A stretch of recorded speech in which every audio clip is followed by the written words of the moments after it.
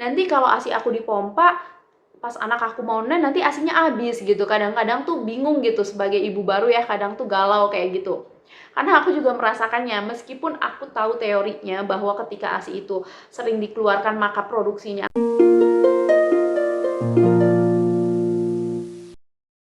Halo semuanya, welcome back to my channel. Today, I want to share with you tips ASI lancar based on my experience. Disclaimer ya, I'm not an expert. Jadi ini benar-benar pure berdasarkan pengalaman aku dan apa yang aku lakukan ketika aku menyusui anak aku.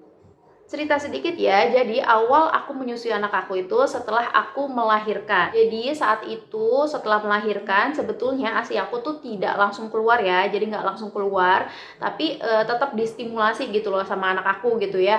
Nah anak aku juga menolak ketika diberikan sufor. Jadi ketika itu tuh, ketika awal ASI aku belum keluar, sehari kalau nggak salah, sehari setelah melahirkan itu ASI aku benar-benar cuma tetes-tetes aja gitu loh, belum keluar lancar gitu ya. Nah sebetulnya di situ bayi aku tuh sempet dikasih sufor, tapi dia menolak.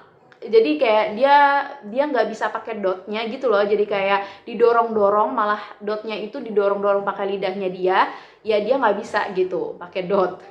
Nah, sebenarnya aku saat itu tuh bersyukur ya ketika bayi aku tuh nggak mau sufor, karena sebenarnya aku tahu bahwa bayi itu bisa hidup tanpa asupan dari luar gitu ya ketika dia baru dilahirkan gitu ya. Ketika dia baru pertama dilahirkan itu sampai sekitar 72 jam sebenarnya dia bisa bertahan tanpa mendapatkan asupan apapun. Dan sebenarnya aku tuh tahu itu gitu. Nah, tapi karena aku hidupnya tuh nggak sendirian ya, maksudnya tuh kan ada orang-orang, ada orang tua, ada keluarga juga. Nah di situ tuh ya namanya orang tua gitu ya, belum belajar banyak juga gitu ya. Jadi saat bayinya nangis itu mereka pikir dia lapar gitu, jadi dikasih sufor. Tapi ternyata bayi aku tetap menangis dan menolak sufor itu. Nah, kemudian hari kedua itu ASI aku mulai lancar dan PD aku mulai bengkak, bener-bener bengkak gitu loh. Jadi ASInya tuh bener-bener keluar lancar dan alhamdulillah aku bisa menyusui bayi aku juga dengan lancar. Walaupun pertama kali menyusui itu setelah melahirkan itu sakit banget ya, karena aku juga belum terlalu bisa kan, kayak itu tuh adalah pengalaman pertama aku, jadi mungkin pelekatannya tuh kurang baik gitu ya. Nah saat itu tuh aku masih merasakan nyeri, tapi ketika aku tuh membenarkan ya, membetulkan posisinya itu, akhirnya ya udah nggak sakit lagi gitu, dan alhamdulillah ASInya juga lancar. Tapi apakah ASI aku selalu lancar? Tentu saja enggak ya, kayak ASI aku juga kuantitasnya itu naik turun gitu loh ya. Saat awal-awal ketika 3 bulan pertama itu aku merasa ASI aku tuh sedang banyak-banyaknya gitu ya. Apalagi di 3 bulan itu bener-bener kayak banyak banget gitu loh ASInya tuh. Sampai aku tuh harus selalu pakai breastpad gitu loh. Karena kalau nggak pakai breastpad ya udah basah kemana-mana, ke kasur dan segala macem gitu. Nah, tapi ada kalanya aku juga merasa bahwa produksi ASI aku tuh menurun. Ketika anak aku itu usia sekitar mau deket-deket disapi lah ya, kayak 1 tahun lebih, itu aku mulai merasa bahwa produksi ASI aku tuh benar-benar menurun. Sebenarnya di antara pertengahan itu gitu ya, di antara pertengahan awal menyusui sampai di 1 tahun pertama, itu juga aku sempat mengalami produksi ASI aku turun, tapi aku alhamdulillah bisa mengatasinya. Caranya itu dengan pertama minum air yang cukup gitu loh. Jadi cukupi kebutuhan cairan, itu yang pertama.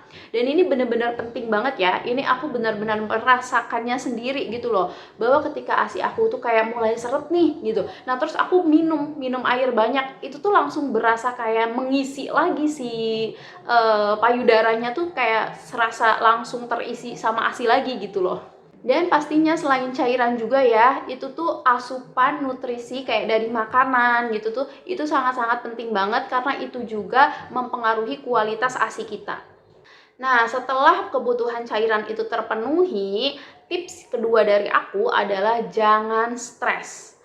Jangan kecapean juga. Jadi kan kadang kalau misalnya kita kecapean itu kan kadang kita juga stres ya. Tapi meskipun nggak kecapean, kadang ibu baru melahirkan itu bisa stres karena berbagai faktor ya. Nah, itu sebisa mungkin kita hindari stres itu. Jadi kita santai aja. Walaupun memang aku tahu itu tidak mudah ya untuk sebagian orang, tapi usahakan ketika kita ingin menyusui dan ingin ASI kita lancar, kita fokus pada apa yang harus kita lakukan gitu, yaitu ya tenang gitu loh, biar ASI kita lancar, biar kita bisa memberikan nutrisi kepada anak kita itu secara maksimal.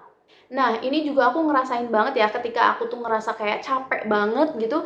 Nah, itu tuh bener-bener produksi ASI-nya itu menurun gitu loh aku ngerasanya. Jadi ketika anak aku menyusu, itu tuh LDR-nya tuh lumayan lama gitu dibanding biasanya gitu kalau aku sedang kecapean. So, bener-bener ini berpengaruh sekali ya, kayak istirahat yang cukup, terus jangan stres, itu tuh berpengaruh. Tips yang ketiga dari aku adalah pompa ASI. Jadi meskipun kita DBF, tapi kita harus tetap memompa ASI gitu. Ini berdasarkan pengalaman aku pribadi ya. Jadi aku sempet kayak ngerasa produksi ASI aku tuh menurun. Jadi ketika anak aku menyusu, aku ngerasa LDR-nya tuh tidak segera terjadi gitu loh ya. Jadi kayak nunggu beberapa saat gitu loh. Nah, ketika aku mulai rutinin lagi pompa ASI-nya, itu tuh bener-bener ngaruh banget. Jadi ketika anak aku menyusu itu langsung kayak LDR-nya tuh cepet gitu loh. Jadi nggak nunggu lama gitu loh. Karena ya memang balik lagi ya, prinsip ASI itu kan ketika ada permintaan ya maka dia diproduksi gitu. Jadi kalau misalnya sering ada permintaan gitu, sering distimulasi atau dikeluarkan ASInya, itu ya ASInya bakalan tambah banyak, bukannya tambah habis gitu. Nah, kadang-kadang nih ibu baru tuh kadang-kadang takut ya, kayak misalnya dia DBF gitu loh. Terus dia ngerasa bahwa nanti kalau ASI aku dipompa, pas anak aku mau nanti ASInya habis gitu. Kadang-kadang tuh bingung gitu sebagai ibu baru ya, kadang tuh galau kayak gitu. Karena aku juga merasakannya, meskipun aku tahu teorinya bahwa ketika ASI itu sering dikeluarkan maka produksinya akan semakin banyak, tapi sebagai ibu baru yang DBF itu aku kadang ada rasa takut nanti ASInya habis pas anak aku minta nen gitu loh. Nah, padahal itu nggak sama sekali ya. Jadi kita bisa mengatur jadwal memompa ASI kita. Jadi kita bisa memompa ASI itu setelah bayi kita menyusu. Setelah bayi kita menyusu kan kadang si ASI itu tidak dikeluarkan sampai habis ya ketika masih newborn gitu loh ya. Nah, itu kita bisa maksimalkan pengeluaran ASInya itu dengan cara dipompa juga. Jadi, ketika ASInya itu benar-benar maksimal dikeluarkannya, nanti ASI kita itu semakin lancar keluarnya gitu. Jadi, prinsipnya itu. Jadi, ingat aja bahwa ASI itu semakin sering dikeluarkan, maka produksinya semakin banyak. Jadi, nggak usah takut ya, Mams. Kalau yang DBF, ibu baru gitu, takut misalnya pas anaknya nen terus ASInya habis, nggak usah takut. Tips selanjutnya agar ASI lancar itu ketika menyusui, ini sebenarnya lebih ke agar LDR-nya lancar kali ya. Jadi kan biasanya ada tuh kalau ibu baru itu takut menyusui di depan orang-orang, kayak misalnya takut dijudge ya, kayak ih ASInya kurang kali, itu ASInya emangnya ada gitu, itu kayaknya bayinya nggak kenyang deh gitu loh. Kayak hal-hal kayak gitu lah ya, orang-orang di sekitar kadang juga nggak semuanya suportif gitu ya. Jadi kita bisa menyiasati dengan cara menyusuinya itu di tempat yang sepi dan hanya kita dan bayi kita aja gitu. Ini sempat aku rasain juga ya ketika baru pertama menyusui. Sebenarnya alhamdulillah ASI aku tuh sebetulnya lancar dan ada gitu. Ketika dipompa tuh hasilnya lumayan banyak gitu ya, dan aku sih berpikir bahwa itu pasti mencukupi buat anak aku. Tapi saat aku menyusui dan kayak ada orang gitu ya, ada keluarga kayak gitu, somehow itu aku menjadi nervous gitu loh, kayak grogi, kayak gimana ya, jadi kayak bayi aku juga kayak agak rewel gitu loh nyusunya gitu loh, jadi kayak nggak fokus gitu. Hal itu karena diri akunya sendiri tuh kayak takut gitu loh. Nah, aku ngerasain juga kayak gitu. Nah, kadang itu perlu dicatat juga ya, kadang newborn itu kan sedikit-sedikit dia minta nyusu gitu ya, sedikit-sedikit dia nangis terus kita susuin gitu ya. It's okay, bukan tanda bahwa ASI kita kurang, dan gak usah peduliin kayak komenan orang-orang yang kayak bilang, ih itu bayinya kok nyusu terus sih, kayaknya ASInya tuh nggak ada deh, dia kayaknya lapar terus tuh, kayaknya dia nggak kenyang deh tadi nyusunya, gitu-gitu loh. Nah, itu tuh bener-bener nggak usah didengerin sih sebenarnya. Tips ASI lancar yang keempat ya kalau nggak salah, ya keempat. Ya kalau salah maaf lah ya.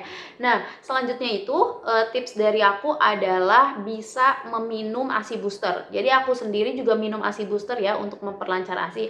Aku juga kayak mencoba beberapa ASI booster. Jadi aku tidak cuma mencoba satu ASI booster, tapi aku beberapa ASI booster tuh aku coba. Dan di aku tuh ada yang efektif, ada juga yang enggak gitu loh. Tapi ya balik lagi kita emang harus nyoba mana yang cocok di kita gitu. Kadang ada juga yang kayak nggak ngaruh gitu loh ya, itu ada juga.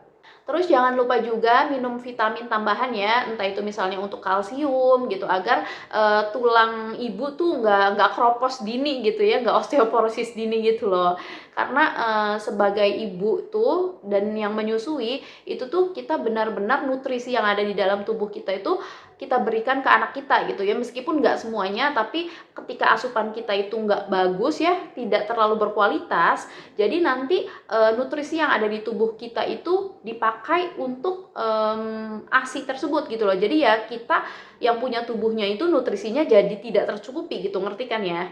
So, sebisa mungkin harus mencukupi nutrisi tubuh kita agar ASI kita juga ikut berkualitas. Nah, tips selanjutnya, ini mungkin tips yang terakhir lah ya, itu adalah yakin bahwa kita bisa menyusui anak kita bisa mencukupi nutrisi anak kita gitu loh.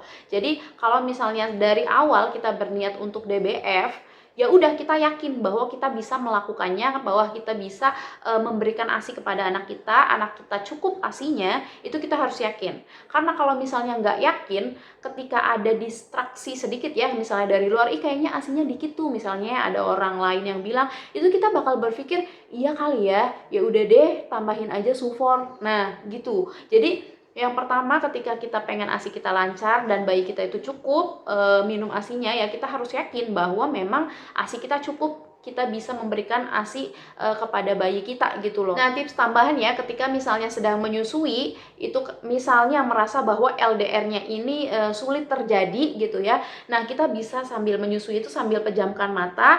Pertama minum dulu ya, minum dulu sebelum menyusui. Nah, terus bayinya disusuin, kita sambil pejamkan mata, sambil tarik nafas, kita rileks, tarik nafas. Nah, itu insya Allah pasti si LDR-nya itu cepat terjadi. Itu sih berdasarkan pengalaman aku juga ya. Oke, mungkin itu dulu tips dari aku. Semoga bermanfaat ya. Thank you so much for watching. Jangan lupa like, comment, dan subscribe channel ini agar channel ini makin berkembang lagi. Bye!